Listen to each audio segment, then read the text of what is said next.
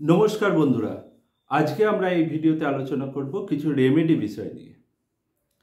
দেখুন, আমরা যখন কোনো গ্রহের রেমেডি করি তখন আমরা প্রথমে সেই গ্রহের অবস্থান লক্ষ্য করি। সেই গ্রহ কুণ্ডলী ভিত্তিতে কতটা শুভ কতটা অশুভ সেই বিষয়গুলো দেখি এবং বর্তমান পরিস্থিতিতে জাতক বা জাতিকার ডিমান্ড অনুযায়ী আমরা সেই বিষয়টিকে বুঝে তারপরে আমরা রেমেডি করার বা প্রতিকার করার চেষ্টা করি।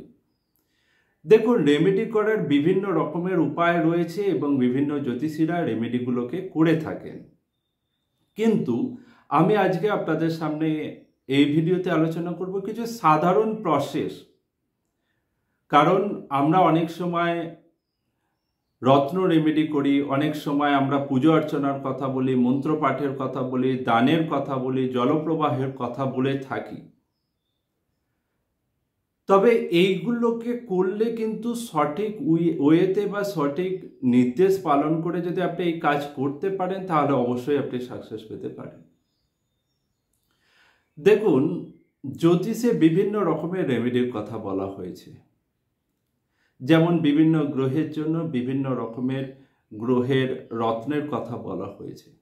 তবে পৃথিবী তত্ত্বের রাশি, বিশেষ করে বৃষ রাশি, কন্যা রাশি এবং মকর রাশিতে কোনো গ্রহ অবস্থান করলে বা সেই গ্রহের যদি আমি প্রতিকার করতে চাই তাহলে এখানে রত্ন রেমেডি অনেকটা বেশি এফেক্টিভ হতে আমি লক্ষ্য করেছি।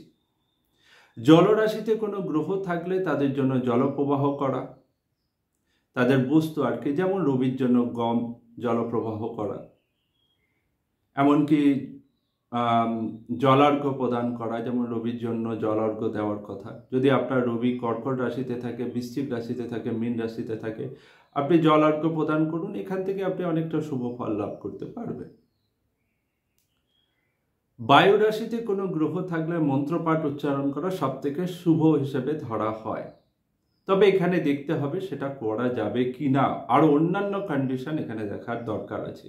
তবে বেসিক্যালি বায়ু রাশিতে কোনো গ্রহ থাকলে, বিশেষ করে মিথুন রাশি, তুলা রাশি এবং কুম্ভ রাশিতে, তাহলে আপনি মন্ত্রপাঠ করতে পারেন, সেই গ্রহ রিলেটেড মন্ত্রপাঠ করতে পারেন বা সেই গ্রহের আরাধ্য দেবদেবী রিলেটেড মন্ত্রপাঠ করতে পারেন, এখানে আপনি শুভ ফল পাবেন।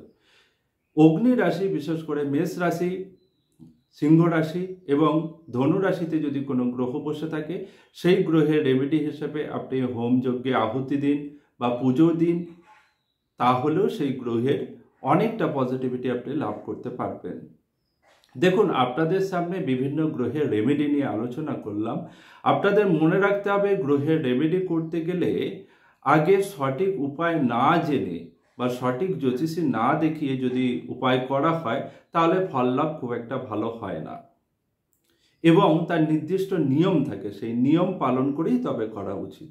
তবে যে প্রসেস আপনাদের সামনে আমি তুলে ধরলাম সেই প্রসেসে কাজ করলে অনেকটা আপনারা শুভ ফল লাভ করতে পারবেন।